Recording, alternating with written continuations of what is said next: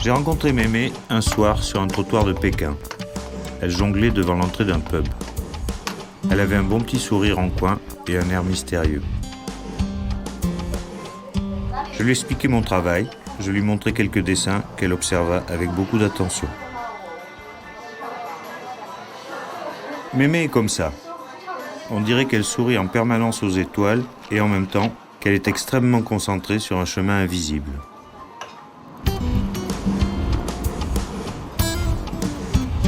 Mémé habite une piole cagibi au fond d'une ruelle du vieux Pékin traditionnel. Mais il n'est pas besoin d'être un sinologue confirmé pour s'apercevoir que Mémé est ici un personnage totalement atypique. Un jour, à l'école, un professeur nous a annoncé que l'on pouvait remplacer les maths par le dessin au concours d'entrée du lycée. Je me suis dit que cela me permettrait de faire quelques études et d'obtenir ensuite un poste de secrétaire. J'ai préparé intensivement l'épreuve de dessin, mais ensuite je n'avais plus du tout envie de devenir secrétaire. Finalement, j'ai étudié les arts plastiques. La vie d'artiste ne t'offre pas des nouilles à manger tous les jours. Mais c'est mieux que de bosser du matin au soir pour 3000 malheureux yuan.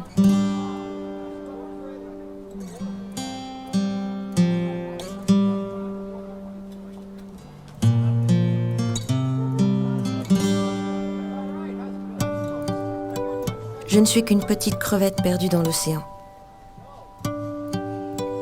Tout le monde trouve sa place sur ce globe, mais moi, non. Je ne fais que flotter sans savoir où je vais. Mais je suis contente de ma manière de vivre. Lorsqu'on demande à mes amis ce que je fais, ils répondent toujours « Elle est notre petite sœur, elle ne fait rien, elle s'amuse. »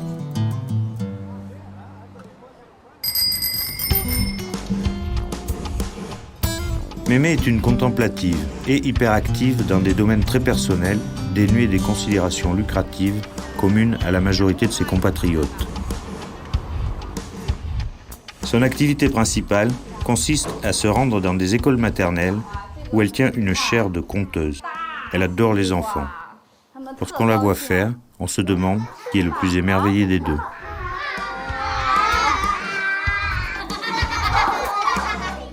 Lorsque je raconte des histoires aux enfants, je me mets à leur place. J'imagine que c'est moi qui écoute une histoire. Tout à coup, je me souviens de ce que je voulais entendre quand j'étais petite. Je sais alors ce que je dois faire et comment le faire. En plus de raconter des histoires, je travaille pour un éditeur de livres pour enfants et j'aide mes amis artistes à monter leurs projets. Je suis un peu comme une fourmi.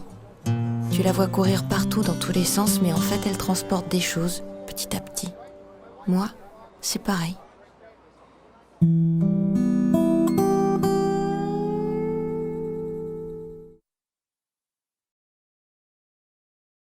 Bonjour tout le monde. Rebonjour en fait pour toutes les personnes qui ont suivi le premier webinaire de l'après-midi.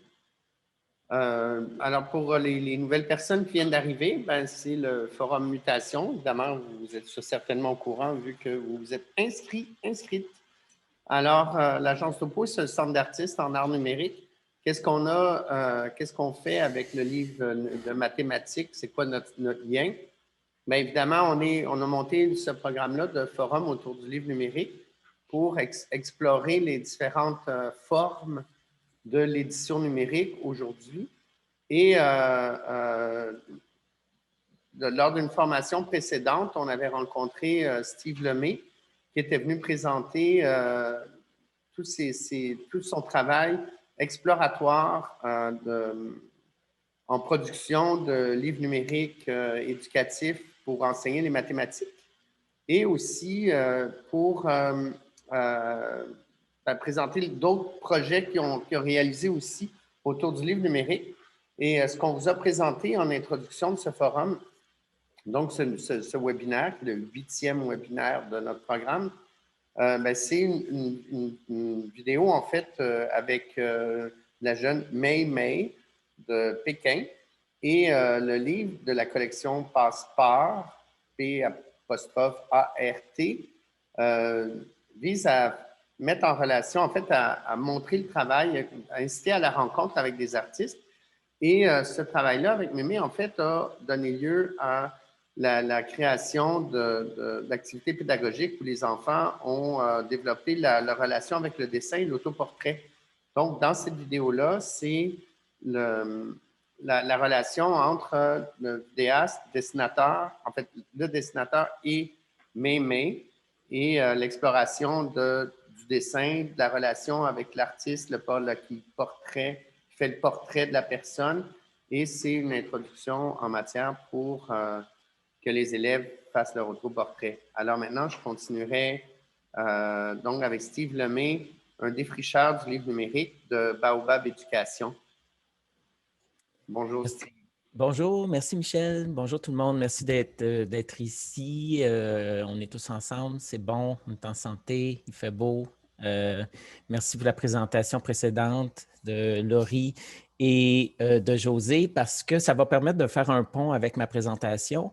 Je suis auteur depuis longtemps. Je vais commencer à partager tout de suite mon écran parce que je vais en avoir besoin. Donc, je suis auteur depuis longtemps, en fait, depuis 1993. Alors, à l'époque où on faisait des livres en format papier. Alors, ça date, ça fait longtemps. Et puis, ma vie s'est transformée avec le livre numérique. Le titre de ma présentation était « Réinventer le manuel scolaire avec le livre numérique ». J'ai pris soin d'ajouter « interactif » au titre parce que, tout à l'heure, on a parlé un peu de cet aspect-là. Donc, le livre qui est numérisé, en fait, qui part du papier vers un format numérisé, mais il y a aussi le livre numérique interactif où l'apprenant va interagir avec son livre. Donc, je suis plus dans ce volet-là. Donc, comme je vous disais, je suis enseignant de formation. J'ai enseigné les mathématiques pendant 5 ans au secondaire et j'ai été auteur pendant plus de 28 ans finalement, je pense. Au primaire et au secondaire, j'ai écrit des collections primaires qui sont encore utilisées, tant mieux pour moi. On parlait de droit d'auteur tantôt, mais en même temps, je trouve ça un peu difficile de voir que des livres écrits à l'an 2000 soient toujours dans les classes utilisés. Pour moi, c'est un choc. D'ailleurs, j'ai posé la question à des gens de mon réseau LinkedIn, à savoir, pouvez-vous en un mot me décrire ce qu'est pour vous un livre de mathématiques? J'ai pris mathématiques, là, mais je vais vous présenter des livres tout à l'heure qui ne sont pas uniquement en mathématiques. N'ayez pas peur, sauvez-vous pas. Je sais la relation que les gens ont envers les mathématiques, souvent qui est négative. On va parler également d'art plastique, d'où l'idée de l'introduction de la vidéo de tout à l'heure, parce que ça fait partie d'une des séquences d'apprentissage en art plastique d'un de nos livres. Donc, j'ai demandé aux gens, en un mot, décrivez-moi c'est quoi pour vous un livre de mathématiques, et vous avez un nuage de mots à l'écran. Vous voyez mon écran, j'espère, parce que j'ai déjà partagé. Alors, si vous ne le voyez pas, faites-moi c'est parfait, des pouces en l'air, c'est beau. Alors, vous voyez toutes sortes de mots en anglais et en français parce que mon réseau est composé de personnes des 2 langues. Alors, boring, bland, rote, incomplete, organisé, outil visuel, douloureux. Ouf, ça fait mal hein, quand tu es auteur depuis longtemps puis que les gens ont le mot douloureux en tête lorsqu'ils pensent à leur livre de mathématiques. J'espère que ce n'était pas les miens. Je me console avec ça. Odeur, qui est un mot aussi, je ne sais pas si vous avez fait ça dans votre enfance, mais se mettre le nez dans votre livre et respirer l'odeur du livre, moi, c'est quelque chose que je fais depuis longtemps. Ça m'a amené à me poser la question, est-ce que le manuel scolaire est mort? Vive le livre numérique! C'est ça, exclamation, point d'interrogation, je ne savais pas trop. Avec vous, je vais vous présenter un peu mon cheminement à travers toutes ces années. C'est un mélange de recherche, de développement, d'erreurs, oui, beaucoup d'erreurs, mais aussi de belles réalisations, je pense. Puis je veux vous montrer tout ça, puis vous amener à réfléchir. Je ne pense pas que c'est uniquement une réflexion pédagogique qu'il y a derrière tout ça, de ce qu'on va faire, mais c'est le livre numérique en général dont je veux parler, en fait. Mais c'est sûr qu'on va parler un petit peu mathématiques, un petit peu art plastique, un petit peu toutes sortes de sujets. Alors, vous allez voir, ça va être, je pense, intéressant. Donc, la trame est la suivante. On va aborder 4 sujets, 4 points. On va faire un petit historique du manuel scolaire avant et après 2010. Tout à l'heure, Laurie a parlé de l'année 2010 comme une année stratégique. On va voir pourquoi. Le rôle de l'auteur à l'ère du numérique, j'ai remarqué que lors des autres présentations, on parlait beaucoup de l'auteur, de sa présence dans les livres numériques.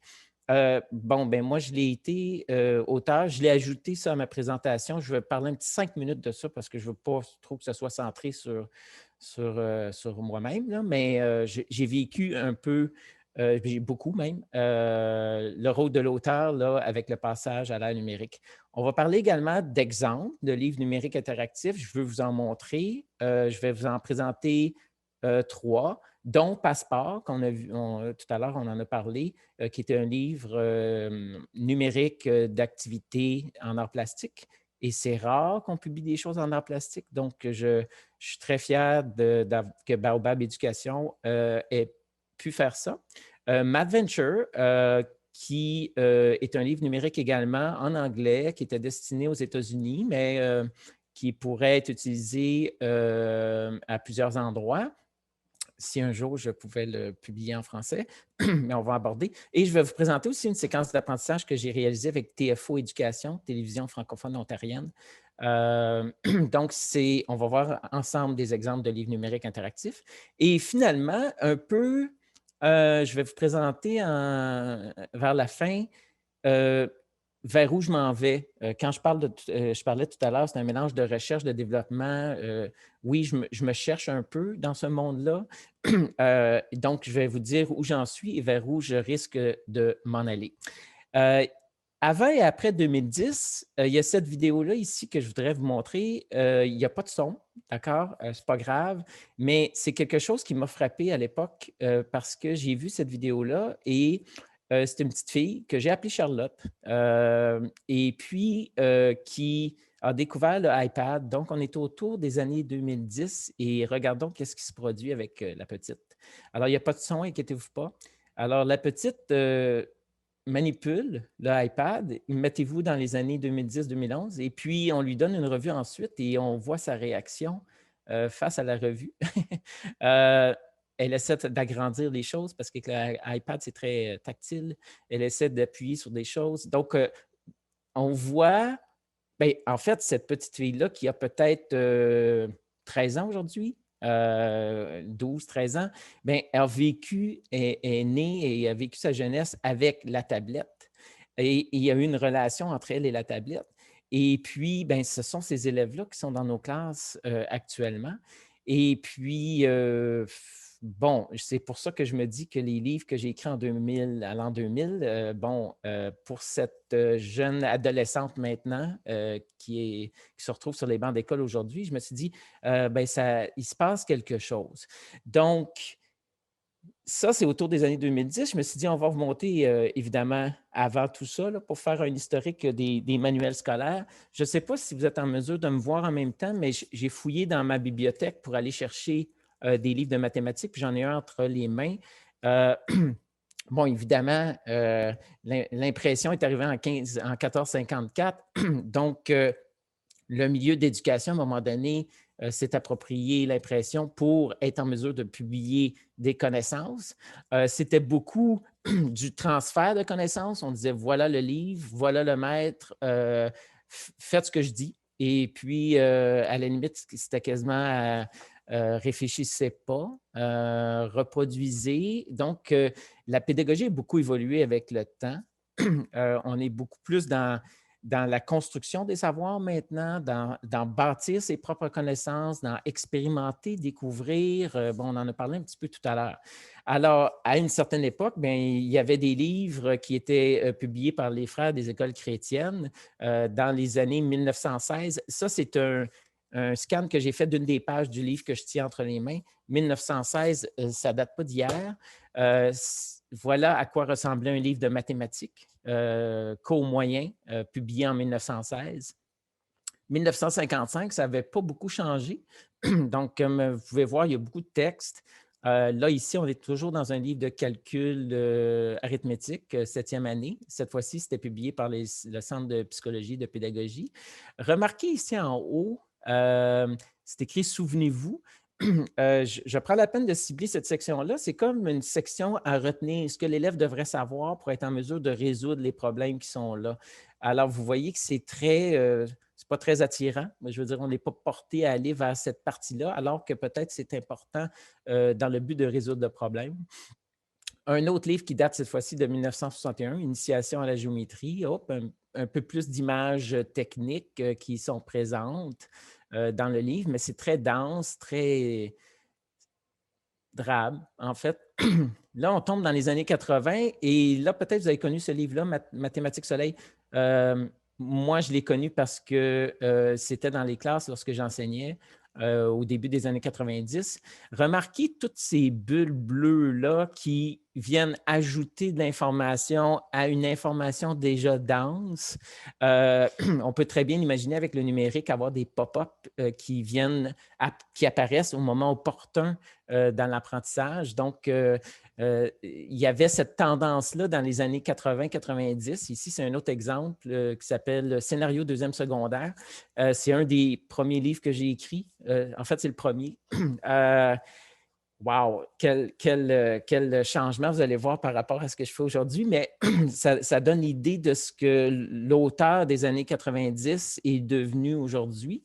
Remarquez ici, l'exemple est simple, c'est qu'on amenait les élèves à voir combien de fois la diagonale entrait dans le carré. Donc ici, peu importe la grandeur du carré, la diagonale va toujours rentrer 2,83 fois à peu près dans le contour du carré. Donc, si je prends la diagonale et je la reproduis, bien, ça va rentrer presque 3 fois. Bon, c'est pas très visuel. Comme vous voyez, c'est 3 exemples un après l'autre. Et puis, ben, il n'y a pas de manipulation ici. C'est vraiment de la présentation.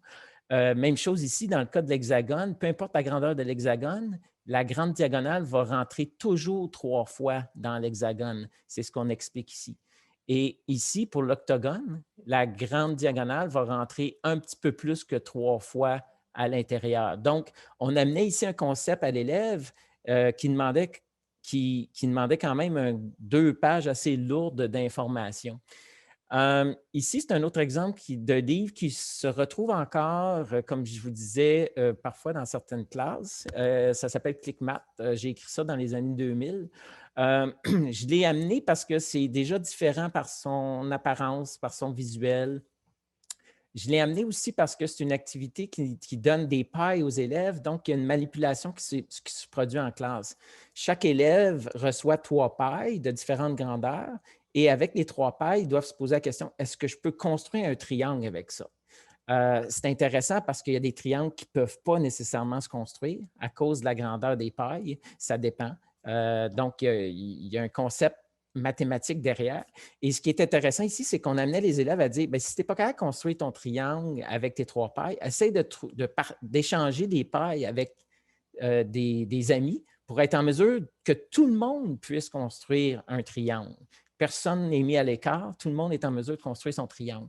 Donc, je l'ai amené parce que c'est une présentation en mots, évidemment, mais il y a une manipulation à l'extérieur du livre qui se produit. Un autre exemple ici qui est tiré d'un livre du secondaire que j'ai écrit aussi qui s'appelle Perspective mathématique. J'ai voulu mettre cet exemple-là comme exemple de livre papier parce que vous voyez, l'apparence a beaucoup changé, évidemment, depuis 1916, comparativement tantôt à ce qu'on a vu. Ça ressemble pratiquement à un magazine. Donc, on veut engager davantage l'élève par le visuel. Le visuel prend beaucoup de place. Et pour moi, perspective mathématique, je trouvais ça intéressant parce que je me disais, les mathématiques, euh, c'est beau. C'est beau faire des maths puis résoudre un problème, c'est beau. Et pourquoi pas l'outil ne pourrait pas lui aussi être beau. Et puis, je crois beaucoup en ça, au fait qu'on peut engager l'élève face à un contenu qui est visuellement intéressant. Donc, dans les années 60 à 2010, les entreprises privées, les maisons d'édition ont fait des sous beaucoup avec les manuels scolaires. En 2010, il y a eu la naissance du iPad. Et puis, qu'est-ce que ça a provoqué? Un énorme changement dans le milieu. Là, on a vu apparaître des librairies virtuelles. On a vu apparaître la sortie de iBook Author.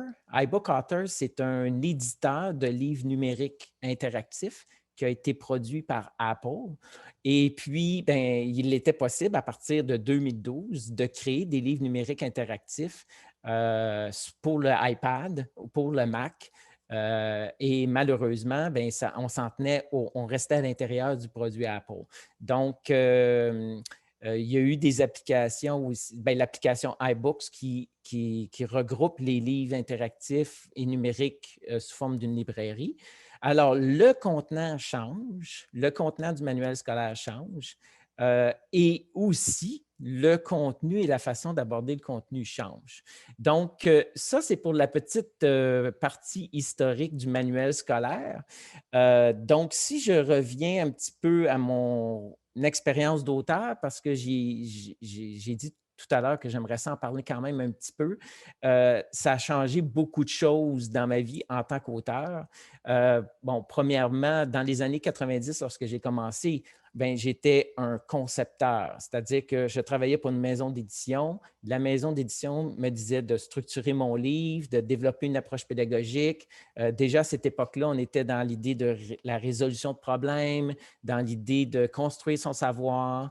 On me demandait d'être rédacteur, évidemment. Une fois que j'avais le concept du livre, on me disait, rédige-le. À cette époque-là, on utilisait Word et puis on remettait ça sous la forme d'un document Word à la maison d'édition qui s'occupait de la mise en page, qui s'occupait de l'édition et de toutes les étapes nécessaires. Donc, on collaborait avec l'éditeur. À cette époque-là aussi, dans les années 90 et début 2000, l'auteur était promoteur de l'outil qu'il créait. Donc, je faisais des tournées de promotion. J'étais même associé à l'image de marque. Donc, on était vraiment impliqué, l'auteur, là, par rapport à la promotion et également par rapport à la formation des maîtres. Donc, on faisait la formation auprès des enseignants et on circulait à travers les congrès. Donc, c'est l'image d'auteur qu'on a en tête, ce que je vous montre ici, parce que c'était comme ça dans les années 90 et 2000. Et puis, ça a duré. Maintenant, lorsque 2010 est arrivé, 2010 à 2020, 2021, qu'est-ce qui s'est produit? Évidemment, comme je vous disais, le contenant a changé. Donc, j'étais toujours auteur, il y a toujours moyen d'être auteur, toujours moyen d'écrire des livres, toujours moyen de concevoir, d'avoir le concept, toujours moyen de rédiger. Mais je me suis posé la question en 2010, OK, est-ce que je continue? Parce que moi, je voyais le livre papier disparaître à cette époque-là. Je voyais le numérique arriver à cette époque-là. Et je n'avais même pas de téléphone cellulaire. J'étais un vrai dinosaure de la technologie. J'avais un téléphone fixe, alors c'est pas mal, où j'étais à cette époque-là. Alors, je me suis acheté un iPhone, je me suis acheté un iPad, puis je me suis dit, bon, OK, c'est un second souffle finalement. Donc, 2010 a été vraiment un second souffle, je pense, pour les auteurs. Il y en a beaucoup qui sont tombés au combat, je dirais. Il n'y en a pas beaucoup d'auteurs de manuels scolaires au Québec. C'est une denrée rare, malheureusement, pour toutes sortes de raisons. Et bien sûr, avec 2010, euh, le, con- le contenu se présente tout d'un coup sous différentes formes. Donc, ce n'est pas juste un document Word que tu remets à la maison d'édition. Ce n'est pas non plus finalement un format papier que tu transformes en PDF. Selon moi, ce n'est pas ça qui fait que tu... Bien, ça fait un livre numérique, mais pas nécessairement un livre numérique interactif. Je crois que certaines maisons d'édition qui ont fait des erreurs à ce niveau-là, c'est qu'ils ont tout simplement pris les livres papier puis dire on va en faire un livre numérique et on va ajouter ici et là quelques petites des vidéos ou du son ou des images interactives, mais selon moi, je pense que si tu écris un livre numérique interactif, tu l'écris différemment que si tu écris un livre papier. Donc, ça, c'est une erreur qui s'est produite et qui a fait mal peut-être un peu au manuel scolaire numérique dans le milieu. Différents formats, ça veut dire écrire pour du tableau numérique interactif, écrire pour Android, iOS, format papier. On a parlé tantôt de tous les différents types d'outils qui sont utilisés dans les classes. Ça, c'est un défi, effectivement. Le livre numérique interactif, est-ce qu'il est suffisant? La question se posait à cette époque-là aussi. Il y a eu la naissance des EdTech. EdTech, on appelle ça comme ça parce que c'est une fusion entre l'éducation et la technologie. Donc, des compagnies qui souvent avaient des compétences technologiques, mais pas des compétences éducatives et ont décidé de produire des choses. Donc, finalement, la production d'outils pédagogiques ne revient plus uniquement aux maisons d'édition, mais il y a d'autres joueurs qui sont rentrés dans le match. Donc, ça a provoqué un bouleversement aussi en 2010. L'auteur pouvait aussi devenir à ce moment-là éditeur. Moi, ce qui est arrivé, c'est que je suis allé voir les maisons d'édition pour qui j'avais l'habitude d'être publié. J'ai dit, j'aimerais publier un livre numérique interactif, embarquez-vous? Et la réponse a été non en 2012 parce que les maisons d'édition voulaient continuer à faire du format papier. Je crois que le changement est arrivé très vite et peut-être qu'ils n'étaient pas tout à fait prêts à faire face à la musique. Et puis, ça a fait en sorte que j'ai créé Baobab Éducation. Donc, j'ai créé ma propre maison d'édition de livres numériques interactifs. J'ai dû sortir de ma zone de confort. J'ai dû m'entourer de gens, directrice artistique, traduction, édition, utilisateur de UX, l'expérience d'utilisateur. J'ai dû travailler avec des illustrateurs, des programmeurs. J'ai développé d'autres compétences plus ou moins. Donc, au niveau d'entrepreneuriat, de la gestion, marketing, c'était un échec total. Financement aussi, échec total. Partenariat, je travaille là-dessus présentement. Donc, quand je dis échec total, j'ai quand même avancé beaucoup. J'ai beaucoup cheminé dans tout ça. Mais disons que ça m'a amené vraiment à voir les choses autrement à partir de 2010. Mais ce qui est encourageant de tout ça, c'est que j'ai développé des compétences que je n'avais pas du tout avant comme auteur lorsque j'écrivais des formats papier. Alors, j'arrive finalement à vous présenter quelques exemples. Je pense que c'est là que ça devient juteux et intéressant. Alors, bon, premièrement, pour créer un livre numérique interactif, bien, il faut un éditeur de contenu. Donc, il faut ce qu'on appelle en anglais un authoring tool. Donc, si vous cherchez sur Google authoring tool, vous allez avoir plusieurs exemples d'éditeurs de contenu.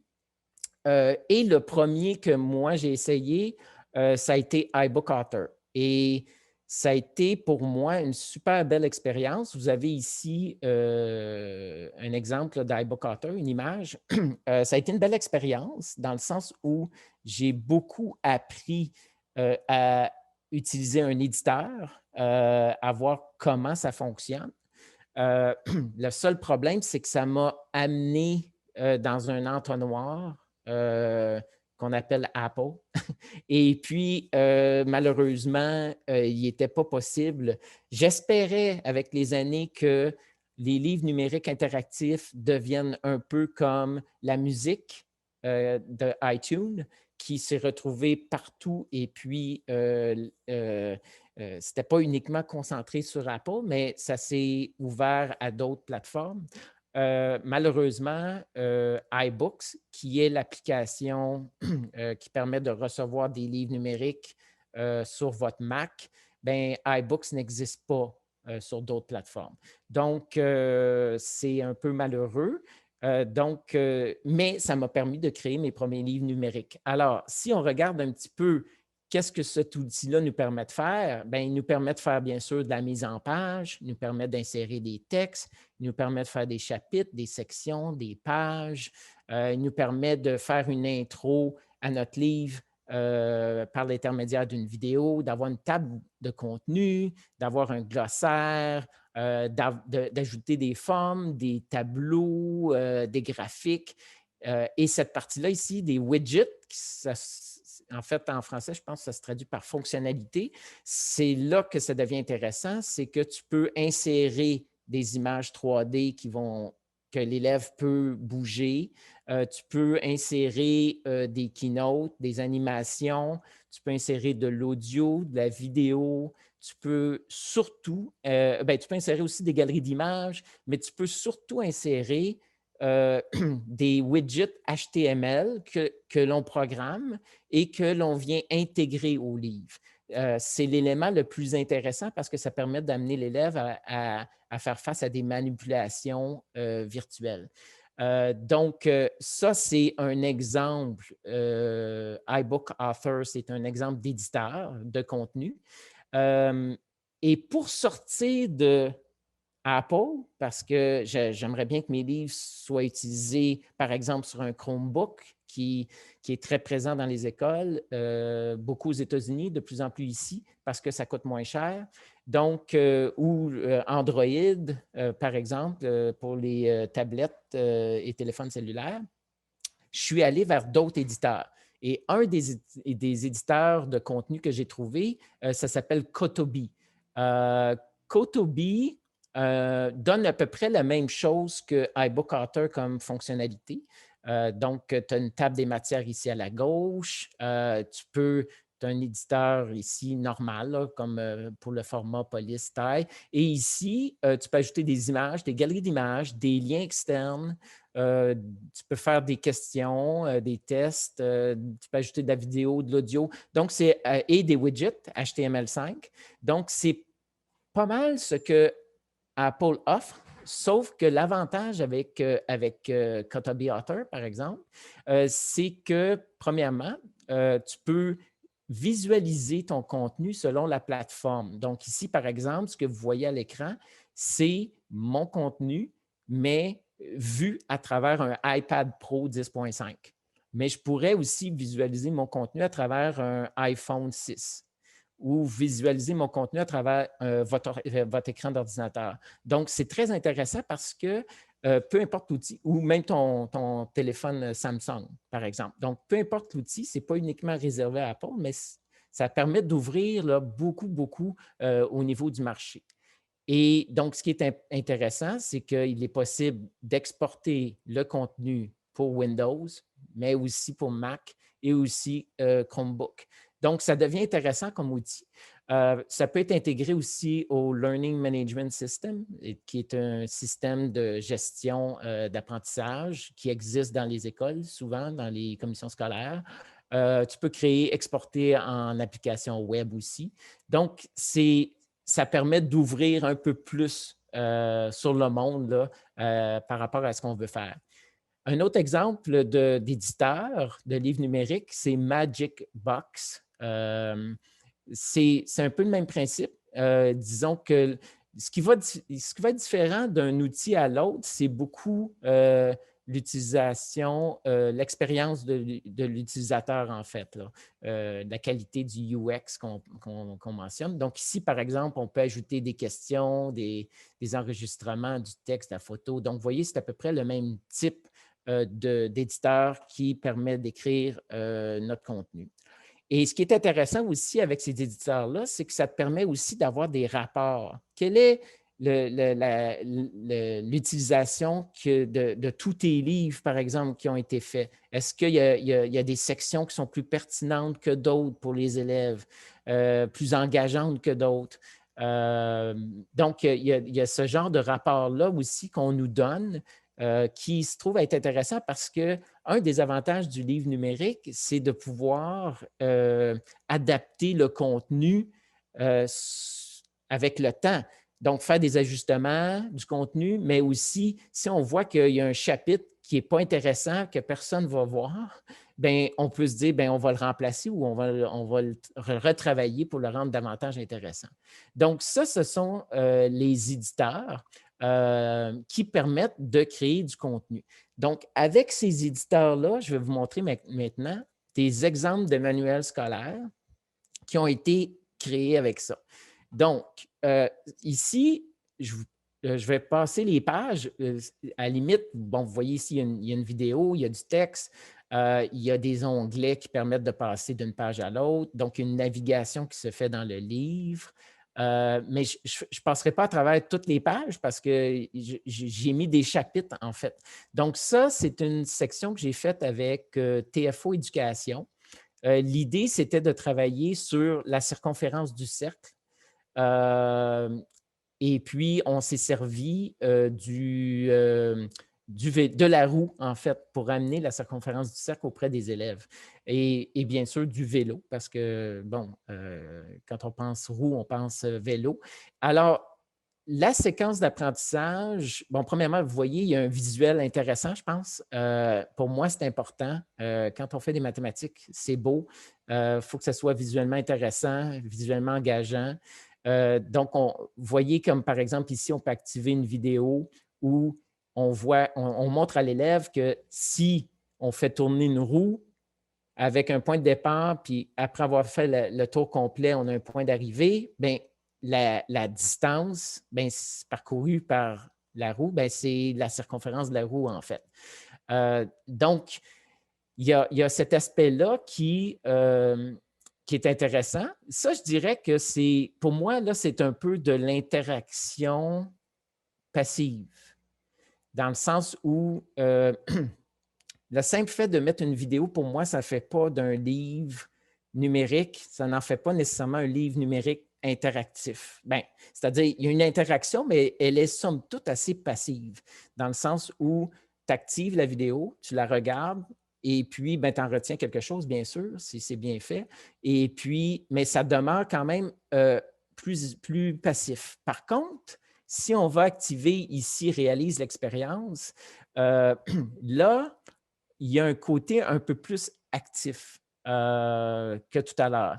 Donc, par exemple, ici, si je clique, je vais faire tourner ma roue et je vais voir que finalement, cette longueur-là ici, c'est ma circonférence. La question qu'on peut se poser maintenant, c'est combien de fois le diamètre rentre dans cette circonférence-là. Alors, ça rentre une fois, là, je manipule, ça rentre 2 fois, je manipule, ça rentre 3 fois, mais ça ne rentrera pas 4 fois. Donc, je sais que ça rentre plus que 3 fois. Donc, là, OK, j'ai bien réussi, je peux continuer. Mais la question à se poser maintenant, c'est que ça rentre 3 fois et une fraction de 4 fois. OK, mais c'est quoi cette fraction de 4 fois-là qui rentre? Donc, c'est la question qu'on se pose. Est-ce que c'est 3 fois et une demi, 3 fois et un quart, 3 fois et un huitième, ouais, ça fait peut-être du sens que ce soit un huitième. On va aller voir un petit peu plus loin. Alors ici, l'élève, s'il dit, c'est à peu près 3 fois une demi, en cliquant, en divisant le quatrième segment par 2, il voit bien que ce n'est pas 3 fois une demi, ce n'est pas 3 fois un quart non plus. 3 fois un huitième, non, c'est un petit peu plus qu'un huitième. Ça semble être plus près de 3 fois et un septième. Donc là, il y a une réflexion qui se fait. Il y a quelque chose d'un peu plus actif qui se produit ici que simplement activer la vidéo.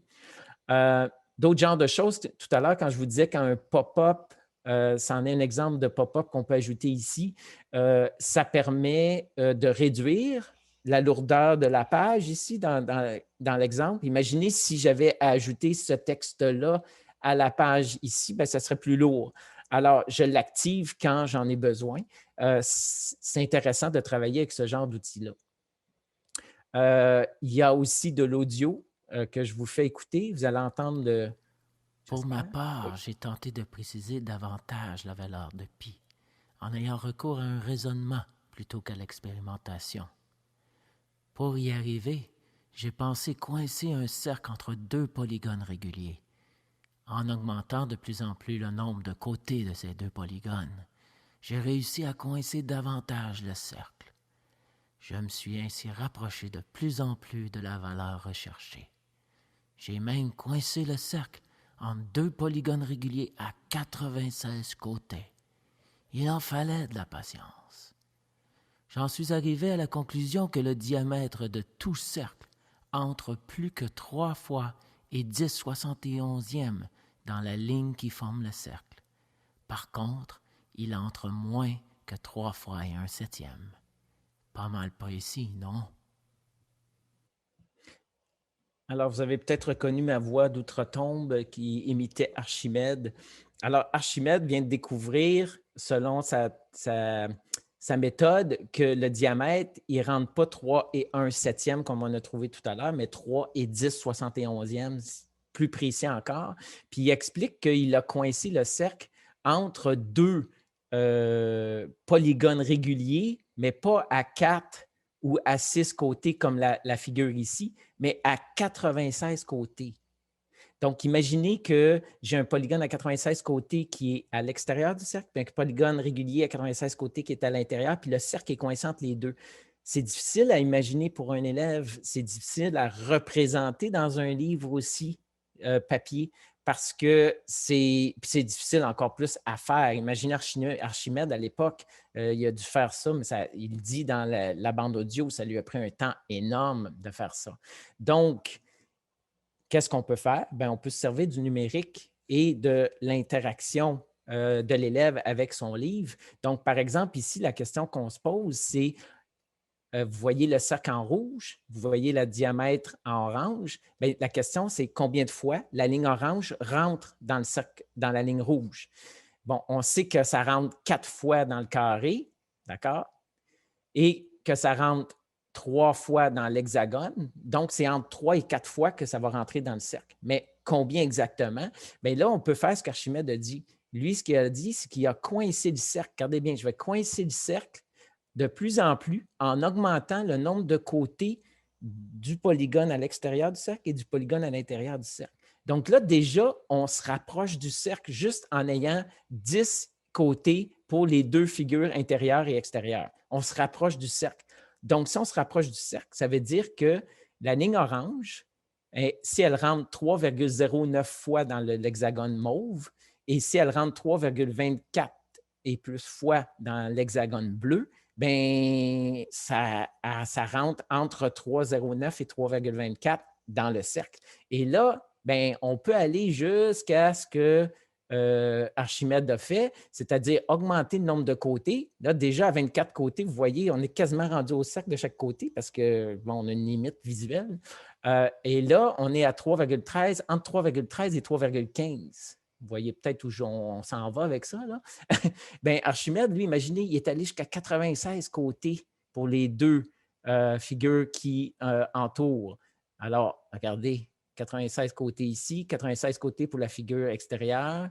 Et puis là, bien, l'élève, il se rend compte que, regardons, il y a quelque chose qui se produit là. Si ça rentre ça de fois dans le polygone mauve et ça de fois dans le polygone bleu, bien, dans le cercle, ça va rentrer entre les deux. Donc là, on est rendu à 3,14 quelque chose. Alors, l'élève est en train de découvrir c'est quoi le nombre pi, en fait. Donc, l'interactivité ici permet d'amener quelque chose de plus que le manuel papier ne pourrait pas faire. Ici, on a une application intéressante où on va sortir du livre. Il y a moyen de faire des liens, des hyperliens, de telle sorte qu'on va sortir du livre. La question ici qui se pose, c'est, est-ce que peut-être vous avez déjà vu, si vous êtes chanceux, moi je ne l'ai jamais vu, la roue qui s'appelle London Eye à Londres. Cette roue est énorme. On peut se poser la question, à quelle grandeur cette roue-là? C'est quoi son diamètre? Quelle distance je parcours si je fais un tour complet? Tu sais? Alors, ce qui est intéressant ici, bien, on peut activer le lien, ce que je vais faire en espérant que ça va bien fonctionner, il va falloir que je sorte, je pense. Un instant, j'arrive. Je pense que c'est ça qu'il faut que je fasse. Attends un petit peu. On m'avait pourtant montré comment faire. Est-ce que vous voyez toujours mon écran? Un petit pouce, pas pouce, qui nous amène à Google. Est-ce que vous voyez ce qui se passe? Non, en fait, il faudrait peut-être que tu enlèves le partage et recommences. Ah oui, tant que ça. Ouais, c'est possible. Attends un peu. On se pratique jamais assez. Hein? OK.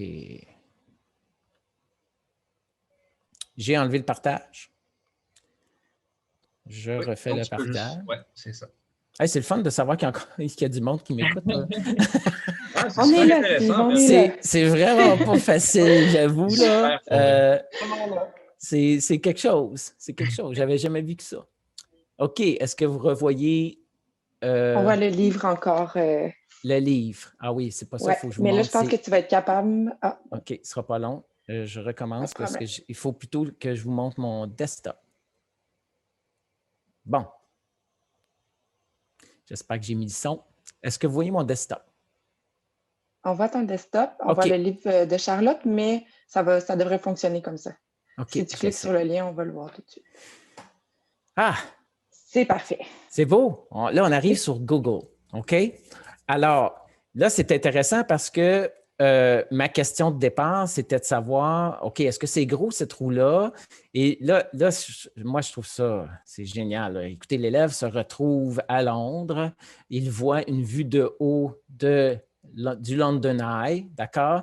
Et là, la question qu'on se posait, c'est de savoir, c'est quoi la grandeur de cette roue-là? Premièrement, c'est quoi le diamètre? Et comme on a une vue de haut, bien, on pourrait déterminer à pied, j'espère que ça va marcher, la distance d'ici jusque-là, à peu près. OK. Puis là, je vois que si je veux marcher d'ici jusqu'à là-bas, je vais essayer de me mettre, je vais essayer de parcourir vraiment la largeur de la roue, là, la grande roue. Je vais mettre 100 km. Et ça donne à peu près 160 mètres. Donc, vous voyez, je vais essayer de mettre un petit peu plus droit. Il y a moyen de mettre comme ça, plus vis-à-vis le début de la roue et la fin de la roue. Bref, j'y vais approximativement. Ça donne environ 150 mètres si je marche cette distance-là. Donc, le diamètre de la grande roue à Londres a 150 mètres. Maintenant, la question qu'on se pose, c'est quoi la circonférence de la grande roue? Alors là, tous en cœur, si vous étiez avec moi, vous diriez, bien, c'est à peu près 3 fois plus, OK? D'après ce qu'on a vécu comme expérience. Donc, à peu près 450 mètres. Donc, c'est intéressant parce que ça permet de revenir au problème du livre et dire, c'est à peu près 450 mètres faire le tour. Bien, je pourrais dire, sachant que ça prend une demi-heure faire un tour complet, on pourrait même calculer la vitesse de chaque cabine. Est-ce que ça va vite, cette grande roue-là, ou ça ne va pas vite? Alors, c'est assez particulier de pouvoir sortir du livre et de réaliser des expériences comme celle-là. Même chose ici, par exemple. Si je clique, je vais aboutir au-dessus de l'Arc de Triomphe. Et ici, on pose la question à l'élève, OK, si on se promène à vélo, ici, vous voyez le cercle, le grand cercle qui est tout autour, je ne sais pas si vous voyez même ma souris, mais le cercle qui se trouve sur la rue de Presbourg et de Clicite, bien, ce cercle-là, ici, on pourrait se poser la question, c'est quoi si je me promène à vélo et je fais le tour de tout ça, c'est quelle distance que je vais parcourir? Et ce qui est assez particulier, bien évidemment, l'élève pourrait se servir du diamètre et puis calculer la circonférence. Mais ce qui est étonnant là-dedans, c'est que cette circonférence-là, c'est exactement 1 kilomètre. Et je me suis dit, quand j'ai vu ce problème-là, je me suis dit, ça ne se peut pas que ce soit le hasard. On dirait que ça a été prévu que cette rue-là, qui fait le tour, mesure exactement 1 kilomètre. Alors, c'est assez impressionnant. Je vais admettre quelqu'un qui vient se joindre à nous. Et puis, donc, c'est intéressant que certains livres numériques nous permettent de sortir de la sorte avec des hyperliens. Mais ça m'amène à penser à autre chose en même temps. Ce n'est pas juste de cette façon-là qu'il faut sortir aussi du livre numérique. Je pense que c'est important, pertinent et essentiel d'être capable d'amener l'élève à sortir de son livre numérique. Des fois, ça peut être virtuellement, comme je viens de le faire avec vous, mais aussi, ça pourrait être parce qu'on veut le faire manipuler des objets, on veut le faire bouger dans un espace pour travailler des angles, par exemple. Je pense que le livre numérique est très puissant, mais cette puissance-là ne doit pas réduire ce qu'on peut faire sans le livre numérique aussi. Donc, l'aspect manipulation, par exemple, pour développer la perception spatiale chez l'élève, c'est hyper important. Puis, c'est sûr que manipuler va te donner quelque chose de fort, sinon plus fort que de faire tourner un objet 3D à l'intérieur de ton livre numérique. Alors, c'est important de sortir du livre, je pense, que ce soit virtuellement ou que ce soit pour manipuler des choses.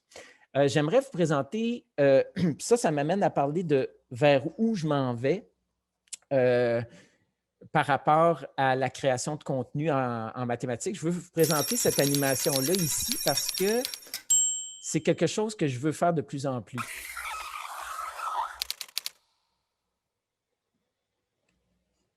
Peux-tu mesurer ce cercle? Non. Là, tu mesures le diamètre. Je te demande de mesurer la longueur de la ligne courbe. Pas facile, hein? Et si on faisait plutôt tourner le cercle?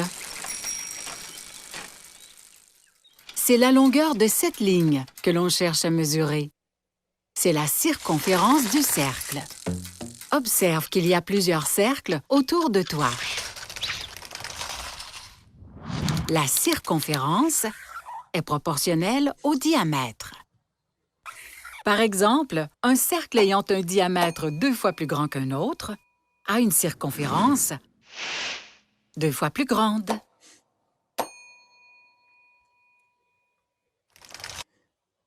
Je vais arrêter là. Mais je voulais vous le montrer parce que je trouve que moi, je m'en vais vers ça, de faire de l'animation, en fait, d'intégrer de l'animation à même nos livres numériques pour être en mesure de passer du contenu mathématique.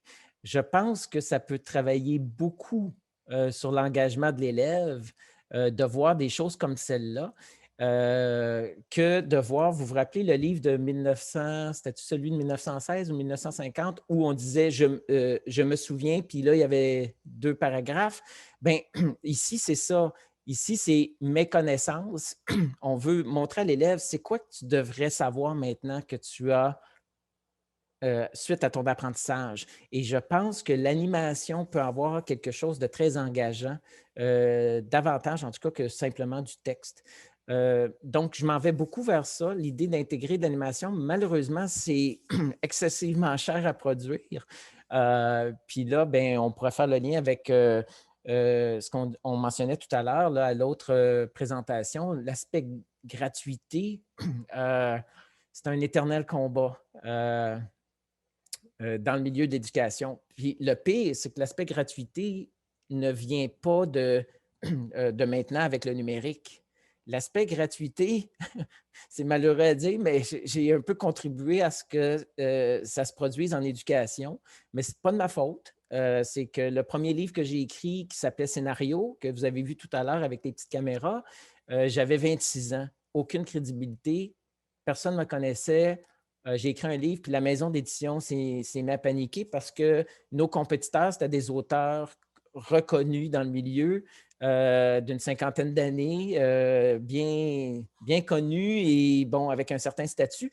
Moi, j'arrivais avec aucune expertise, aucune crédibilité en tant qu'auteur. Alors, ce que la maison d'édition a fait, elle a dit aux enseignants, essayez son livre pendant 1 an, gratuitement, puis vous allez voir, vous allez tellement aimer ça que vous allez le payer à la fin de l'année.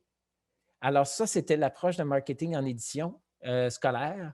et 96% des enseignants qui l'essayaient l'achetaient, ce qui était donc une bonne stratégie pour vendre un livre d'un inconnu. Sauf que ce que ça a créé, ça a créé un monstre, la gratuité en milieu scolaire. Tout le monde voulait des livres gratuits. Puis là, ils passaient d'une maison d'édition à l'autre. Et puis, les maisons d'édition recevaient des livres des enseignants après un an, puis l'enseignant changeait de livre, puis là, les maisons d'édition, ils recyclaient les livres. Ça a été une perte totale d'environ 80 millions de dollars en livres gaspillés, en fait. Alors, c'était assez aberrant. Et à l'époque, il y avait une enveloppe qui était destinée à l'achat de manuels scolaires, qui était plus de 100 millions. Je me demande si c'était même pas 200 millions de dollars. Et les enseignants pouvaient acheter des livres avec ça. Donc, c'était la façon de procéder à l'époque. Mais il y a beaucoup de maisons d'édition qui ont perdu leur chemise. Les grosses sont restées. Donc, ça a chamboulé beaucoup de choses.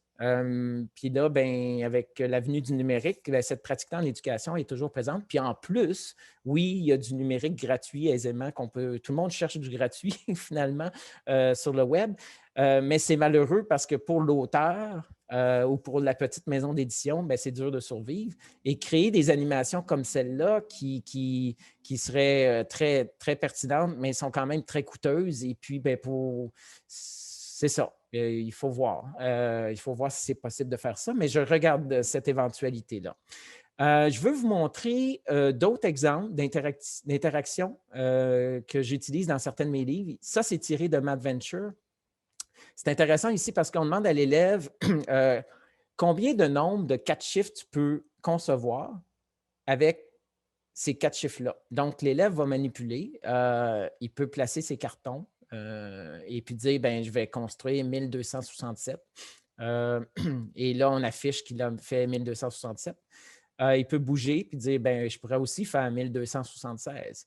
Alors, ça va être affiché à nouveau. Il peut faire 1672, par exemple. Ça va être affiché. Puis là, la question, c'est de savoir combien on peut en construire comme ça. Il pourrait faire 1276 et puis là, oups, attention, tu l'as déjà fait ce nombre-là. Donc, l'élève devra trouver une façon systématique de construire tous les nombres possibles qu'il peut construire avec ces 4 chiffres-là sans les répéter parce que ça ne se répète pas. Donc, ça, c'est le genre de manipulation interactive qu'on a conçu. C'est fait avec du HTML5. Alors, quand je vous parlais tout à l'heure d'un widget HTML5, c'est quelque chose qui existe. On a fait aussi des animations de la sorte ici. Où Over the centuries, numbers have been represented in different ways. Présente le contenu. Around 3000 BCE, the Egyptians wrote the number 1342 like this. Around 2000. Alors ça, c'est une façon aussi qui amène l'élève à résumer ses connaissances, mais de façon un petit peu engageante, un petit peu plus engageante en fait qu'un simple livre. Ici, vous avez une autre interaction HTML5 qu'on a programmée, un peu à la style Price is Right, où tu obtiens un chiffre après l'avoir fait tourner. Et puis l'idée, c'est d'aller chercher le plus gros montant possible. Évidemment, ici, quand tu as un 9, tu pourrais le mettre à la fin, mais si tu le mets au début, ça va être pas mal payant. Et puis, c'est intéressant parce que les élèves vont aller chercher leurs 3 meilleurs résultats qu'ils pourront comparer avec leurs collègues. Ici, par exemple, il peut mettre sa réponse. Donc, il y a moyen d'entrer des résultats aussi au sein du livre numérique. Alors, ça, c'est un autre exemple d'interaction possible. Autre exemple d'interaction ici possible, là, on appelle ça du drag and drop. Le nom ne vient pas en français, mais tu prends et tu vas le placer où tu veux, au bon endroit ou au mauvais endroit si tu es bon. Tu peux faire toutes sortes de choses. Là. On va voir ce que ça donne. Ici. Et avec ça, il y a moyen ensuite de vérifier sa réponse. Donc, on voit qu'il y a eu erreur ici et là. Donc, ça, c'est le genre également de choses qu'on peut faire.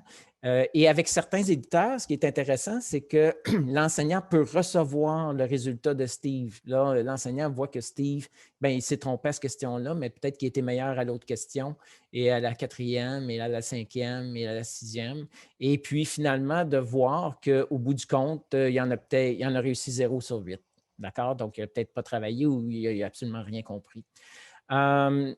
Autre possibilité d'animation, moi, je trouve ça intéressant ici, par exemple, c'est qu'on demande à l'élève, vas-y, qu'est-ce que tu vois? C'est un nouvel outil que tu vois ici, on te le présente, c'est un protecteur, un rapporteur d'angle. Qu'est-ce que tu vois là-dedans?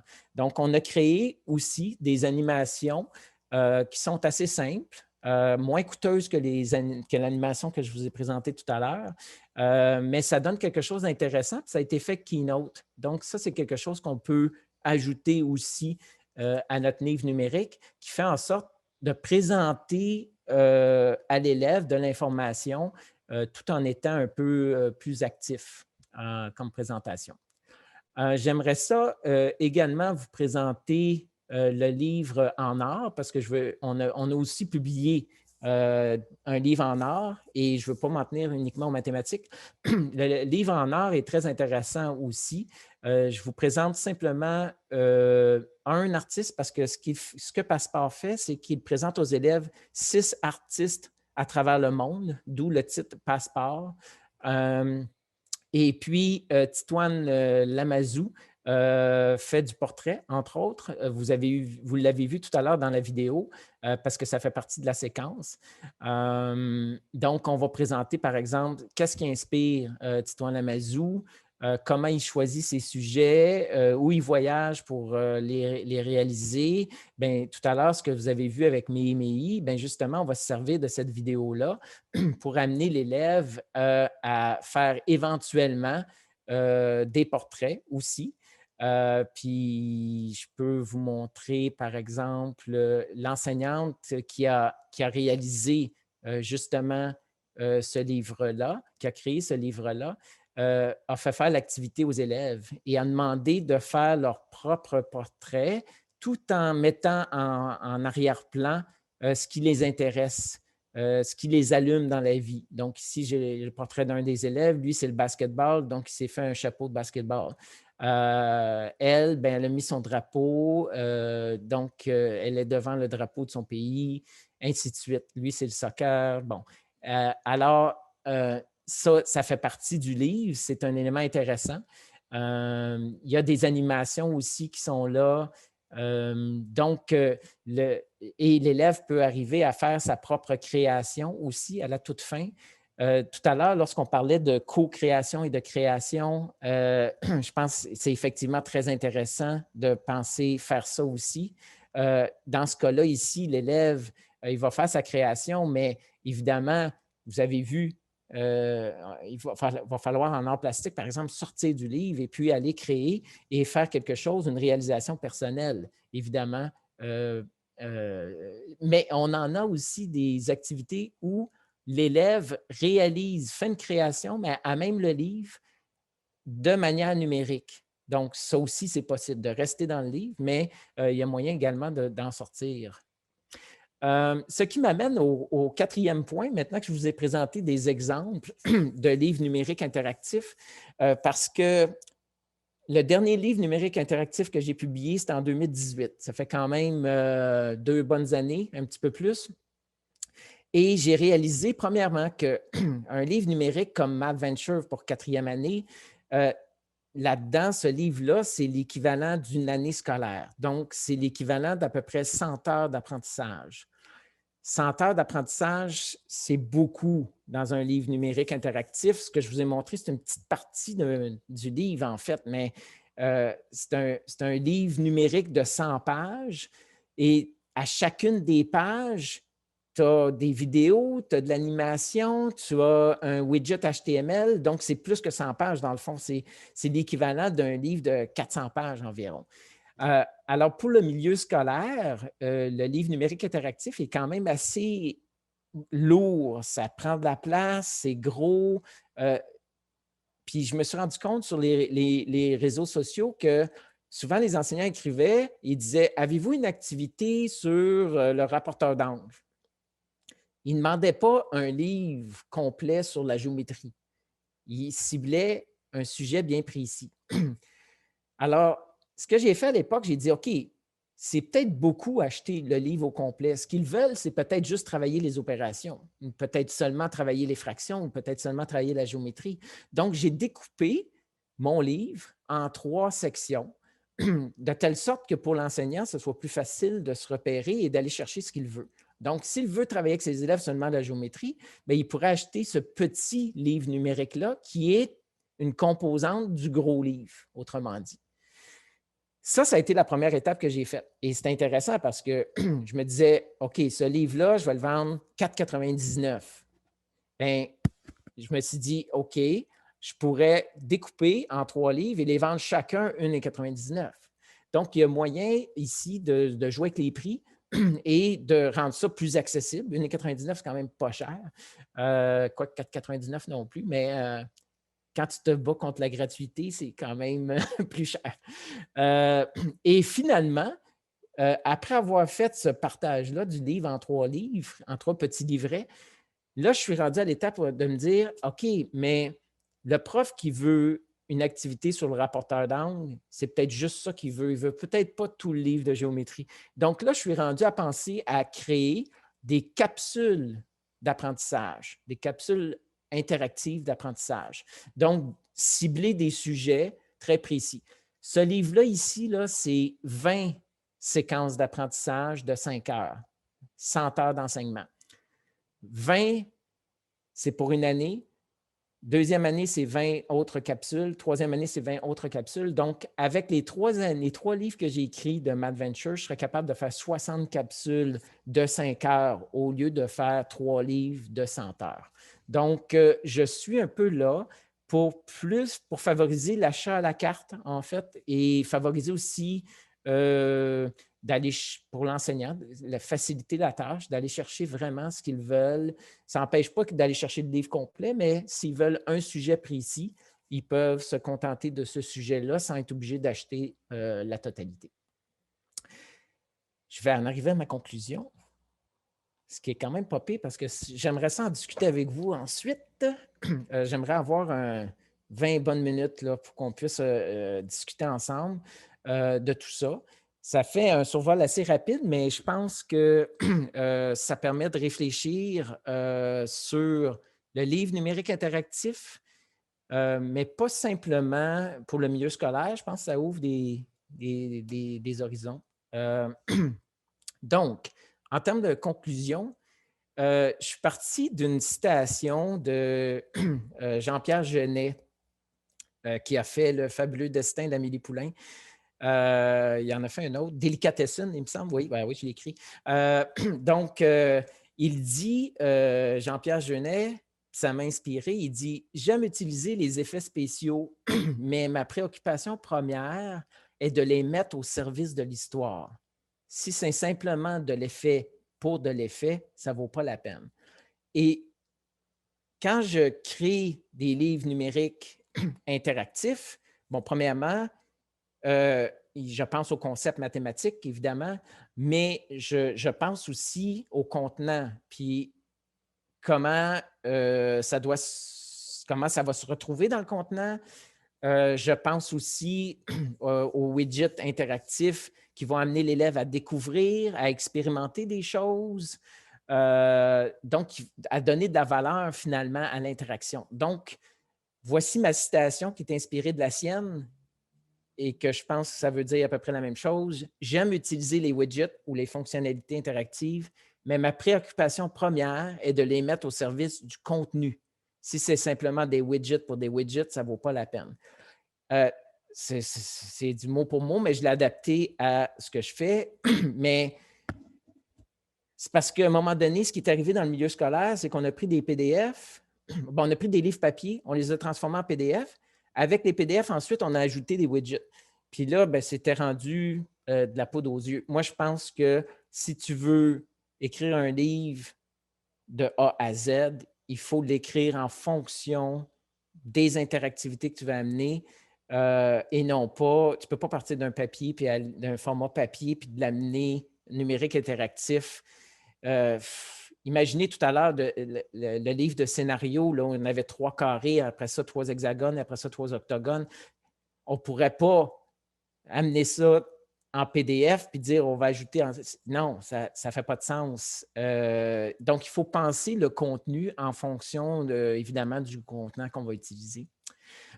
Les principaux avantages du livre numérique interactif, parce que je suis vendu, alors que j'ai toujours été auteur de livres papier avant de me lancer dans le numérique.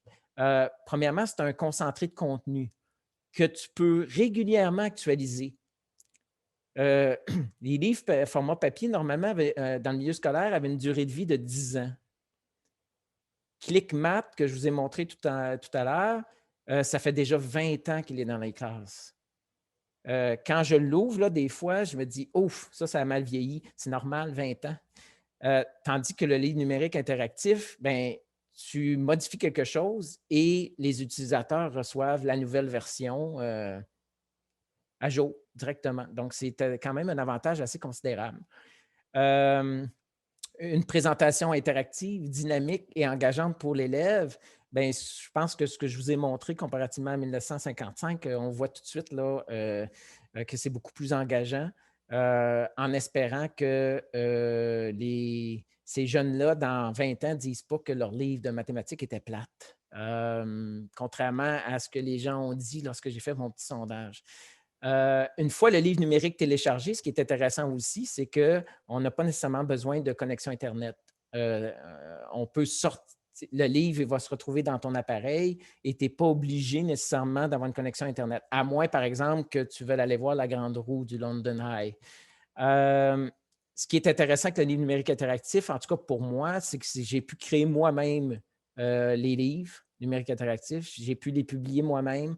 À grande échelle. Donc, ce n'est pas juste au Québec, aux États-Unis, en Europe. Il y en a qui l'ont acheté en Australie. C'est particulier. C'est ça que le numérique nous permet beaucoup. Il n'y a pas d'entreposage, il n'y a pas de distribution, il n'y a pas d'impression. Donc, tout ça, évidemment, là, ce sont des coûts sauvés. J'ai quand même quelques recommandations par rapport au livre numérique. Évidemment, créer des fonctionnalités qui sont au service de l'approche pédagogique. Un design qui doit être épuré parce que lire sur une plateforme, sur un téléphone ou sur un iPad, ce n'est pas la même chose que lire nécessairement son livre papier. Encourager le fait de sortir du livre numérique lors de l'apprentissage, ne pas rester coincé, ne pas faire en sorte que l'expérience soit individualiste, mais plutôt amener les élèves à sortir de leur livre aussi, à manipuler, à partager, à créer dans la classe une communauté d'apprentissage. Il faut éviter justement que l'élève soit pris dans son livre. C'était la même chose de toute façon pour les livres papier, là, ceci dit. Bien réfléchir au prix demandé. La première fois que j'ai publié mon livre, je demandais 14,99 $.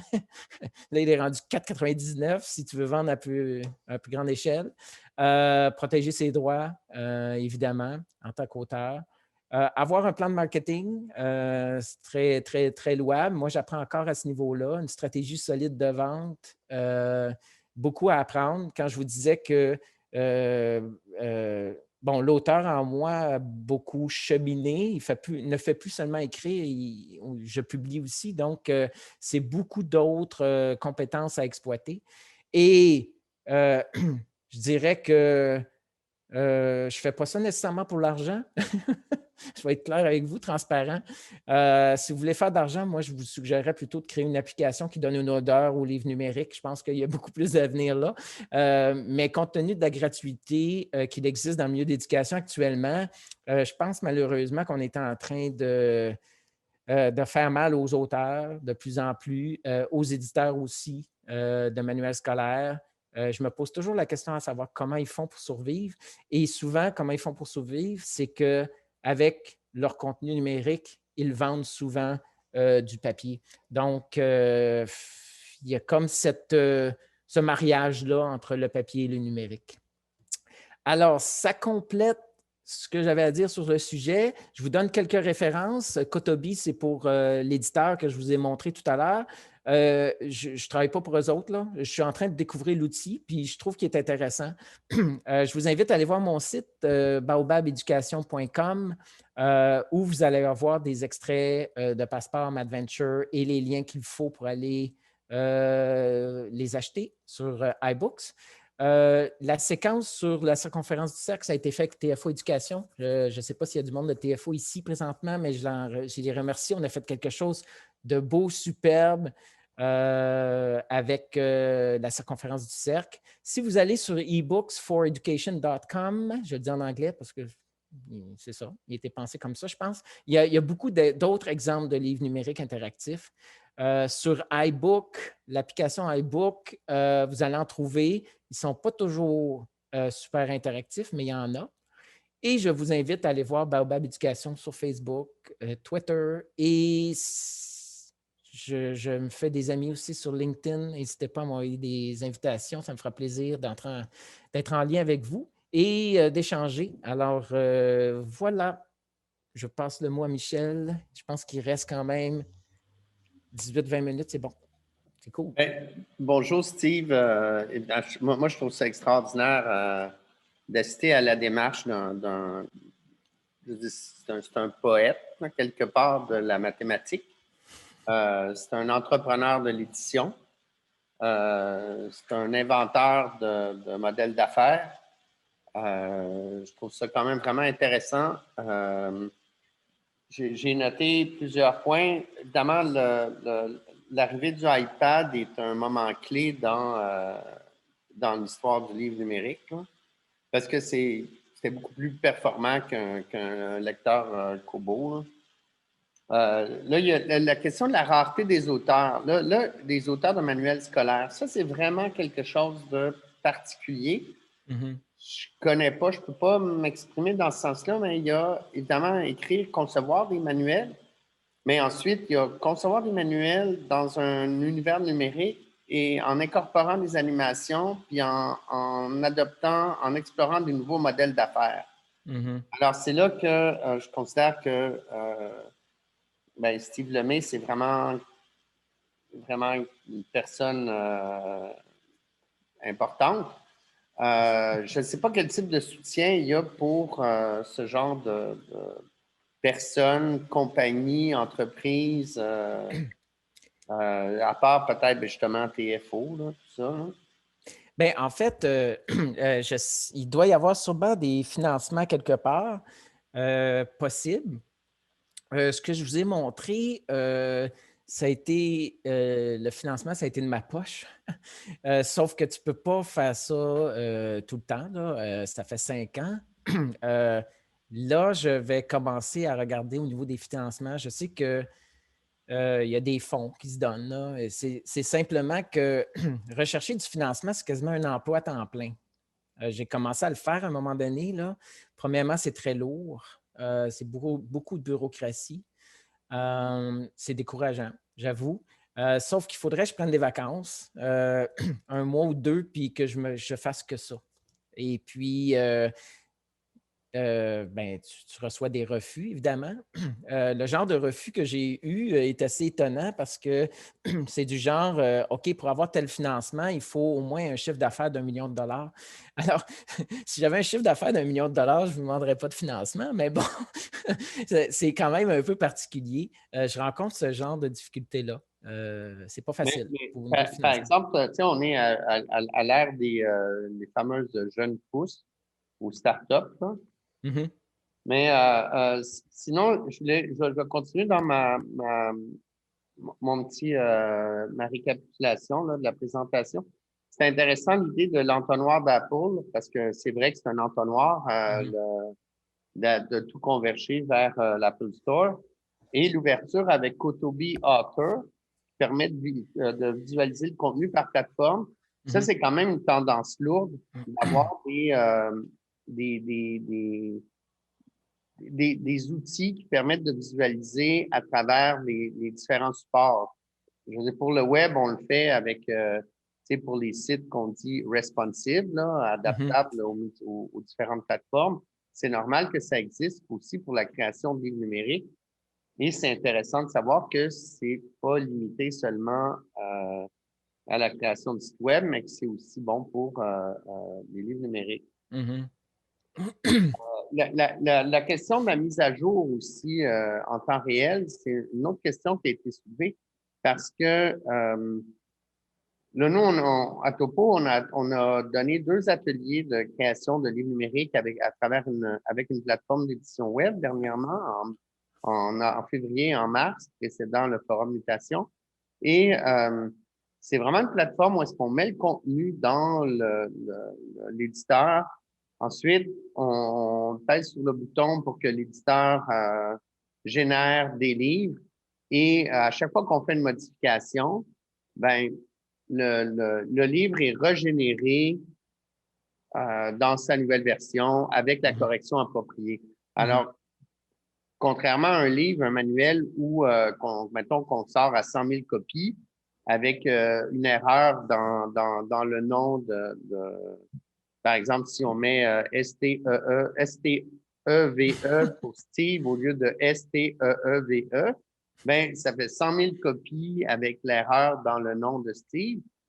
Ben, quand on a un truc en ligne modifiable à volonté, ben, on le corrige, puis après, tous les livres qui sont, tous les fichiers qui sont générés par la suite ont le nom corrigé. Fait que ça, c'est quand même un truc, je trouve, qui est intéressant. C'est sûr qu'il n'y a plus cette question-là du support lui-même. Ensuite, la question de l'animation, je trouve ça intéressant parce que moi, je me souviens toujours, je garde en tête une image dans un cours de physique du secondaire où le professeur avait pris un tuyau, il avait mis une bille dedans, il avait soufflé dans le tuyau, la bille était partie du tuyau, puis avait fait une courbe, puis était tombée à terre. Fait que là, il fallait évidemment calculer la force, la courbe, la descente. Et c'est une image quand même relativement forte. C'est quelque chose qui n'est pas du tout technologique. Je veux dire, ce n'était pas une époque technologique. Mais l'idée de cette question-là de l'image, le geste, l'animation demeure une référence forte. Là, ensuite, oui, effectivement, le coût de l'animation. Le coût de l'animation, oui, effectivement, programmer des animations en multimédia, ça coûte, mais aussi imprimer des livres qui vont dans des caisses, ça coûte aussi pas mal cher. Fait que puis gérer des livres, gérer des caisses, ça coûte cher. Fait que ça, c'est Et quand je parlais de l'enveloppe d'une centaine de millions de dollars lorsqu'il y a eu la réforme scolaire, le gouvernement avait de l'argent pour acheter les manuels scolaires. Puis ça se chiffrait, c'était des gros montants. Ben, cet argent-là, on ne l'offre plus autant, je pense. C'est sûr que il y a un budget pour l'achat de contenu numérique, mais je serais curieux de savoir si ça va aussi loin que des centaines de millions. Là. Je serais surpris. Oui, moi, je ne peux pas m'exprimer à ce sujet-là. Fait que là, la question aussi, je l'ai mentionné dans le courriel, mais les widgets, c'est vraiment des petits, c'est comme des scripts de programmation en HTML. Donc, on insère, c'est des modules de programmation qui permettent de créer des animations spécifiques. Et ces modules-là, ils ne sont pas préprogrammés nécessairement dans les logiciels d'édition. Non. En effet, ça, c'est un bon point. C'est que nous, on en a programmé beaucoup. J'avais engagé un programmeur, un jeune programmeur. Donc, on peut les programmer soi-même. Mais il y a aussi des compagnies qui vendent ces widgets-là. Donc, par exemple, si tu veux acheter, je ne sais pas moi, un widget qui fait un lancement de 2D puis observer les résultats, tout ça, c'est possible de trouver ça. Une petite calculette, par exemple, une calculatrice, c'est possible de trouver ça. Donc, il y a des compagnies qui font déjà ça, de vendre des widgets que l'on vient insérer à l'intérieur de nos livres. Oui, mais ça prend quand même il y en a des milliers. Il y a des librairies par milliers. Et ensuite, quand on veut les personnaliser, c'est un autre travail, puis ensuite, soit qu'on fait appel à ceux qui l'ont mis en ligne ou soit qu'on paie quelqu'un pour les personnaliser. Mais c'est quand même quelque chose qui est très particulier. Un truc qui est vraiment intéressant et urgent, c'est la fragmentation des leçons. Des leçons, là, pour la fragmentation des manuels par exercice. C'est difficile d'imaginer pour une personne comme moi que mettons, un professeur va commander genre une leçon particulière, là, mais c'est quand même assez original comme modèle d'affaires. Puis de le mettre en place pour une petite entreprise, c'est quand même quelque chose. Là. Puis l'idée de la gratuité entre 4,99 le livre ou la leçon ou 1,99 la leçon, c'est assez intéressant parce que c'est le modèle en ouverture du forum Mutation. On a eu Gwendal Henry qui parlait de la formule justement de commercialisation on commence par la gratuité puis on attache le monde. Et après, le monde embarque, puis là, après, on les a piégés, on les a comme clients, on les a dans notre base de données, entre guillemets. Là. Fait que moi, je laisserai maintenant, j'arrêterai de parler tout de suite. Évidemment, les droits de suivi, parce que les fameux DRM, là, c'est Digital Rights Management, mais en fait, qui permettent de contrôler la circulation des fichiers. C'est sûr que c'est un enjeu. On va y revenir la semaine prochaine. On a justement un forum sur la diffusion puis la distribution avec justement Demarque et Biblieuse, Bibliopresto. Alors, et sinon, ben, j'arrêterai mon commentaire ici après souligner, c'est intéressant de dire de donner une odeur au livre numérique parce que pour les nostalgiques du livre imprimé, quand on ouvre un livre qui sort de l'imprimerie, on le sent. Voilà. Alors, la parole est au public.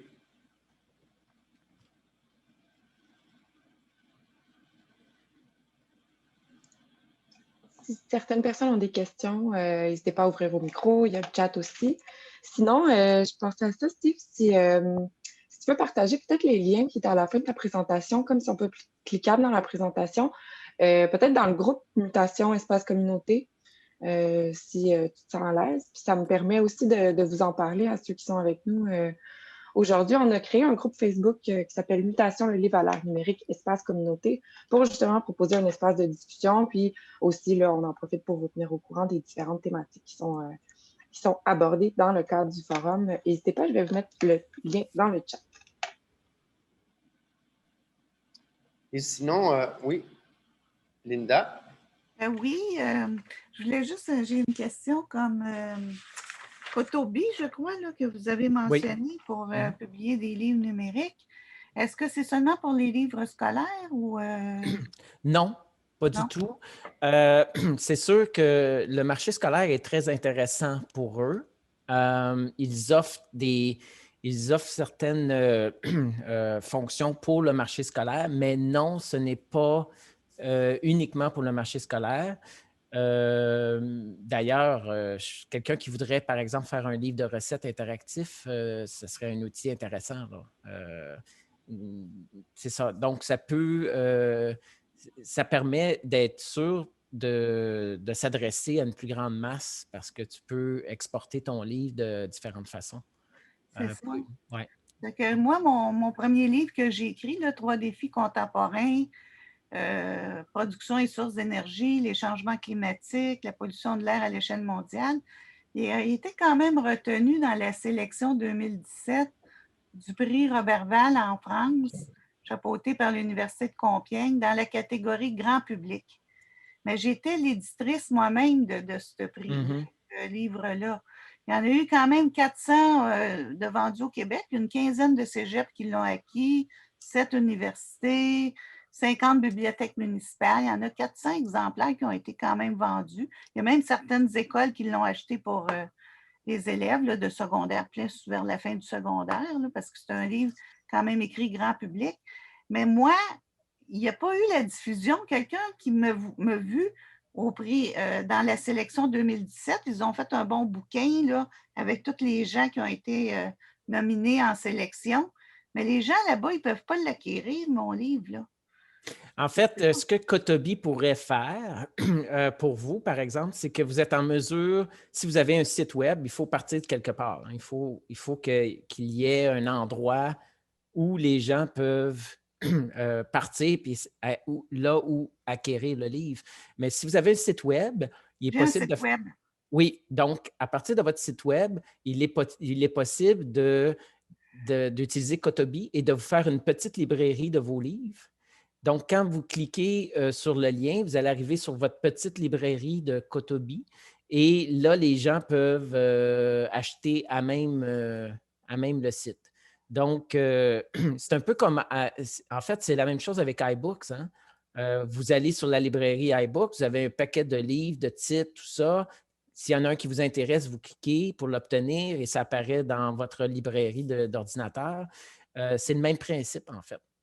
Mais là, je pourrais mettre seulement mon livre « 3 défis contemporains » dont je fus l'auteur et l'éditrice, parce que le nouveau livre qui va sortir demain en librairie, là, j'ai les éditions de l'Apothéose, donc je ne pourrais pas le mettre sur Kotobi, là, je crois, parce que j'ai un fournisseur.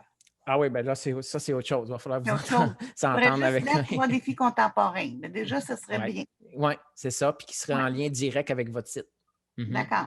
Merci. Moi, je travaille là-dessus. Là, justement, j'apprends aussi à travailler avec ces éléments-là, là, mais c'est le genre de choses avec quoi je suis appelé à négocier bientôt, là, à savoir comment rendre les livres ou les capsules disponibles, en fait. Ce n'est pas un livre scolaire en tant que tel, mais c'est plus un livre de référence. Quinzaine de cégep, comme je l'ai dit, les bibliothèques collégiales qui l'ont acquis, universitaires, bibliothèques municipales, mais il n'est pas structuré comme un livre scolaire, c'est ça. Comprends. C'est super intéressant, en fait, puis c'est des enjeux qui vont être beaucoup répondus la semaine prochaine, si jamais vous êtes libre dans le réseau de vente et diffusion. Là, on a deux marques et Biblio Presto qui vont être avec nous, là, qui vont parler vraiment de ces enjeux-là. Puis je pense que ce sont des bonnes personnes pour vous donner des bons indices. Merci beaucoup. Est-ce que j'ai manqué la première présentation, la première partie? Nous allons avoir les liens, M. Lefebvre? Bien, en fait, nous, on souhaite rendre tous les webinaires disponibles, mais on doit préparer l'écran, le contenant pour les rendre disponibles. Fait qu'on ne peut pas vous les envoyer à la pièce un par un. Donc, on travaille là-dessus à partir de la semaine prochaine. Comment dois-je faire pour y avoir accès à ce moment-là? Bien, on va les rendre accessibles à travers le site web qu'on va mettre en place. Là. De l'Union des écrivains? Ou... Non, c'est... Nous, on n'est pas associé à l'Union des écrivains, mais l'Union des écrivains, c'est un partenaire du webinaire. Donc, l'Union des écrivains va faire une présentation. La date, c'est... on a une journée consacrée aux actions des associations professionnelles, soit l'Union des écrivains et l'Association des éditeurs de livres, qui travaillent main dans la main ou main contre main pour l'évolution du système de l'édition et de la création littéraire. L'après-midi du... Gabriel? 6 mai. Du 6 mai. Du 6 mai, voilà. D'accord. Alors voilà, Voilà. Puis Linda, n'hésitez pas à nous suivre, à vous abonner à notre infolette. En fait, ça, c'est sûr que vous n'allez pas manquer l'information de la diffusion des webinaires. Si vous voulez, je peux vous mettre le lien direct dans le petit chat là, ou sur les réseaux sociaux, on va l'annoncer, c'est certain. D'accord. Je vais regarder votre chat, là. Je vais voir. Allez-vous le mettre? Ça, dans 2 petites secondes. Je voudrais terminer, en fait, en remerciant le Conseil des arts du Canada pour appuyer la création de la diffusion de ce forum à travers avec le Fonds de stratégie numérique qui rend ça possible. Et ben voilà, je pense qu'on va vous laisser aller peut-être profiter du soleil. Merci. Je vais mettre mon adresse courriel Je vais mettre mon adresse courriel dans le chat. Si jamais il y en a qui veulent d'autres informations, n'hésitez pas à m'écrire. Merci, Steve. C'est extraordinaire. En fait, au début, je voulais le dire, mais je ne voulais pas prendre trop de temps, mais on avait fait un après-midi de formation à Topo et on avait aussi accueilli Hugo Monticone, qui est un autre défricheur du livre numérique qu'on va rencontrer plus tard dans ce forum en mai. Et ce sont deux personnes qui ont vraiment investi le milieu du livre avec des initiatives et des façons innovantes de manière indépendante. Donc, voilà. Et quand tu dis défricheur, comme je te disais l'autre fois, la forêt est épaisse. Donc, on en a pour longtemps à défricher, mais c'est pas grave, c'est le fun. Oui, non, c'est un défi. Nous, on le fait aussi à notre échelle comme centre d'artistes en art numérique. Ben, c'est toujours agréable de donner la parole, de laisser la place à des créateurs pour les encourager dans leur démarche. Voilà. Merci. Merci beaucoup, Steve. Alors, on ferme. Merci, Steve. Salut tout le monde, merci beaucoup.